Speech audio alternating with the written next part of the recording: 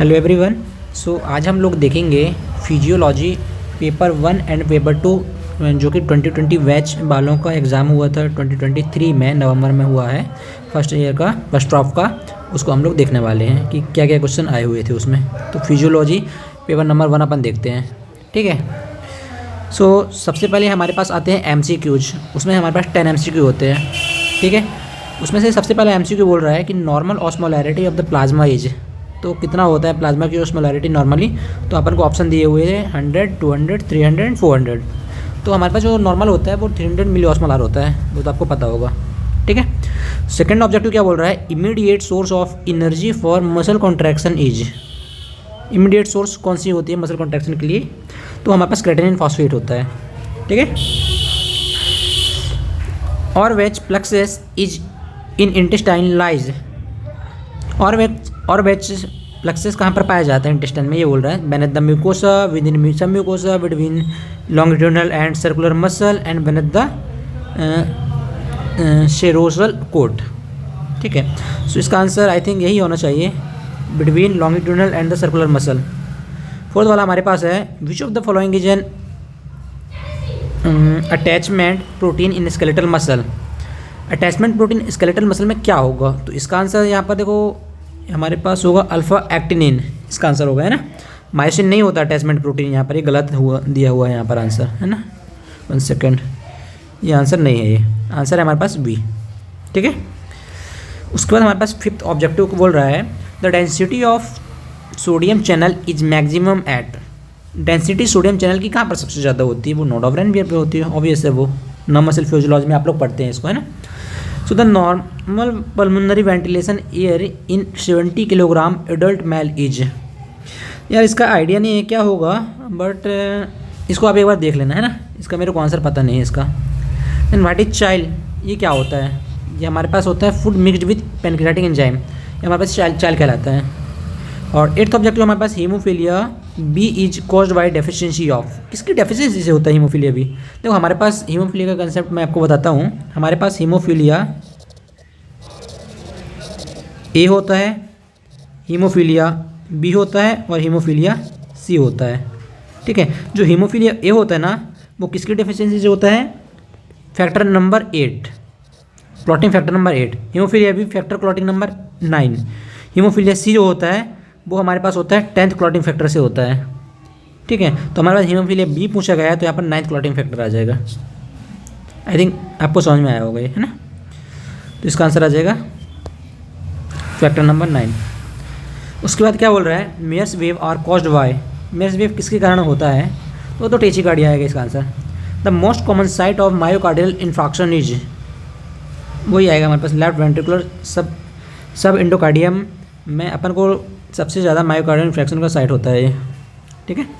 उसके बाद अपन देखते हैं लॉन्ग आंसर क्वेश्चन। इसमें से पहला वाला है describe in detail neural regulation of respiration. देखो रेगुलेशन को अपन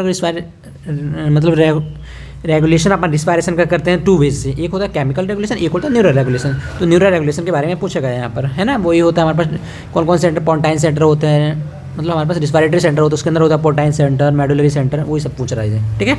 तो हमारे पास वी नंबर क्या बोल रहा है, a 30-year-old individual worker met with an accident and sustained a cross injury of thigh which cut across femoral artery with loss of 1 to 1.5 litre of blood loss हो गया यहाँ पर, ठीक है।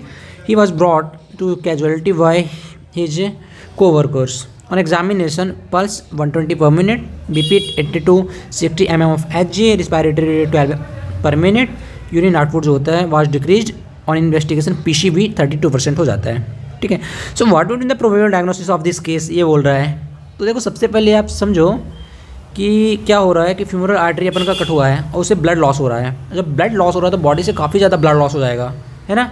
इसकी वजह से अपन को क्या देखने को मिला यहाँ पर, जब ब्लड लॉस हो गया तो हमारे पास हाइपोवॉल्यूमिक शॉक देखने को मिलेगा, हाइपोवॉल्यूमिक शॉक, ठीक है। तो ये अपन को यहाँ पर देखने को मिलेगा। हाइपोवॉल्यूम मतलब क्या हो जाएगा, ब्लड वॉल्यूम डिक्रीज हो रहा है बॉडी से, इसे अपन बोलते हैं हाइपोवॉल्यूमिक शॉक, ठीक है। अब देखो इसका अपन लिखेंगे what could be the probable diagnostic of this case, इसकी डायग्नोसिस क्या होगी, तो अपन को यही लिखेंगे हाइपोवॉल्यूमिक शॉक होता है ये। अपन इसको लिखेंगे ना हेमोरेजिक हाइपोवोलेमिक शॉक लिखेंगे तो ज़्यादा एक्यूरेट आंसर होगा, ठीक है। What are the various stages of this condition, stages लिख दो इस कंडीशन की।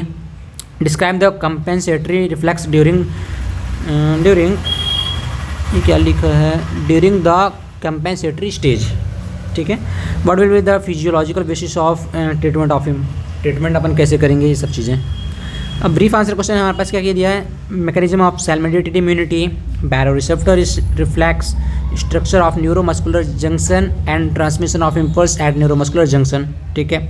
HCl का सिक्रेशन स्टमक में कैसे होता है वो, रेस्टिंग मेम्ब्रेन पोटेंशियल के बारे में बताना है, define homeostasis, explain mechanism regulation homeostasis का, ठीक है। वेरी शॉर्ट में हमारे पास आ जाएगा Fick's law, hypertension, all or none law, graded potential, peristalsis, osmotic pressure, pernicious anaemia, Mayer's law, tight junction. देखो यहाँ पर हमारे पास ऑल और नॉन लॉ आया हुआ था यूनिवर्सिटी में, बट यहाँ पर 2 क्वेश्चन हो गए थे ऑल और नॉन लॉ के, इसलिए यहाँ पर चेंज करा के इसको करा दिया गया इन्यूमरेट टाइप ऑफ हाइपोक्सिया। तो यूनिवर्सिटी का ही क्वेश्चन है, टाइप ऑफ हाइपोक्सिया और ऑल नॉन लॉ की जगह, ठीक है। सो ये हमारे पास फर्स्ट पेपर का हुआ। हम लोग देखेंगे सेकेंड पेपर का। सेकेंड पेपर क्या बोल रहा है हमारे पास, इसका ऑब्जेक्टिव देखते हैं। टोटल MCQs 10 है। सो फर्स्ट ऑब्जेक्टिव बोल रहा है vasopressin is synthesised in, vasopressin कहाँ पर सिंथेसाइज होता है, तो हमारे पास हाइपोथैलेमिक न्यूक्लियाई में सिंथेसाइज होता है वो, है ना। Glucose reabsorption takes place in the, glucose का रीएब्जॉर्प्शन कहाँ पर होता है ये बोल रहा है। तो जो ग्लूकोज होता है उसका रीएब्जॉर्प्शन कहाँ पर होता है, हमारा होता है प्रॉक्सिमल ट्यूब्यूल में होता है। The deficiency of hormone which causes osteoporosis of bone in old age is, oestrogen cause करता है, बिल्कुल। An elderly man suffer a stroke that damages the vestibulocerebellum. What type of deficit is motor function would you expect to see? Falling and gait problem. बिल्कुल सही है। Which of the following reflexes best describe incoming pain signals that elicit movement performed by antagonistic muscle groups on either side of the body? हमारे यहाँ पर होगा withdrawal reflex होगा। Anterolateral tracts carry the following sensation except, anterolateral कौन सा, मतलब देखो एंटीरोलेटरल का मतलब यहाँ पर बोल रहा है कि जो हमारे पास देखो जैसे जो पेन होता है और टेम्परेचर होता है और एक क्रू टच, जो क्रू टच होता है वो लेटरल स्पाइनोथैलेमिक ट्रैक्ट करता है कैरी, पेन और टेम्परेचर को लेटरल स्पाइनोथैलेमिक ट्रैक्ट कैरी करते हैं।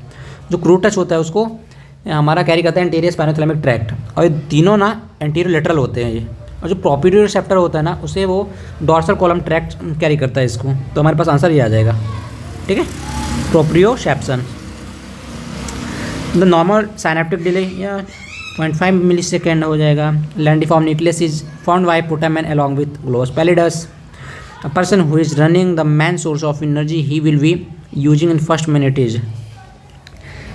में ग्लूकोज करेगा वो। Following cells are responsible for the acid secretion in the kidney, I cells, ठीक है, जो कि CCK रिलीज करता है ना। अब देखते हैं अपन हम लोग लॉन्ग आंसर क्वेश्चन।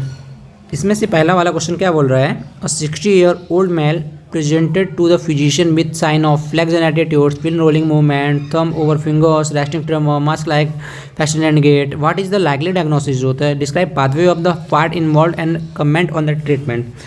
तो देखो जितना भी ये फीचर दिख रहा है यहाँ पर ना, कॉज वो दिख रहा है, क्या सिम्टम दिख रहा है, पिल रोलिंग मूवमेंट, रेस्टिंग ट्रेमर, ये सब इसका कॉज होता है you know very well parkinsonism, है ना, बेसल गैंग्लिया का डिजीज़ होता है एक, जिसमें से डोपामिन का सिंथेसिस काफ़ी कम हो जाता है, तो उसका केस है, ठीक है। सो सेकंड वाला क्या बोल रहा है, describe ovarian and uterine cycle, mention indicators of ovulation, ये हमारे पास आ जाएगा सेकंड वाला।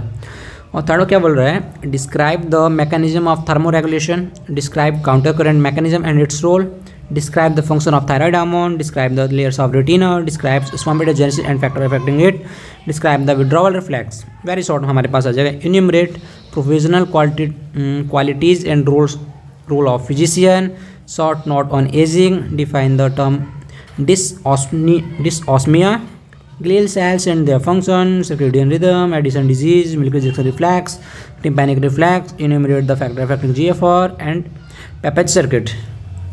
सो इतने सारे क्वेश्चन हमारे आए हुए थे यूनिवर्सिटी के 2022 बैच वालों बच्चों के लिए, है ना। सो उम्मीद है कि आपको जो चाहिए वो आपको मिल रहा होगा, है ना। सो इसी तरीके की वीडियो देखने के लिए बने रहिए मेरे चैनल के साथ। Thank you so much for watching my video.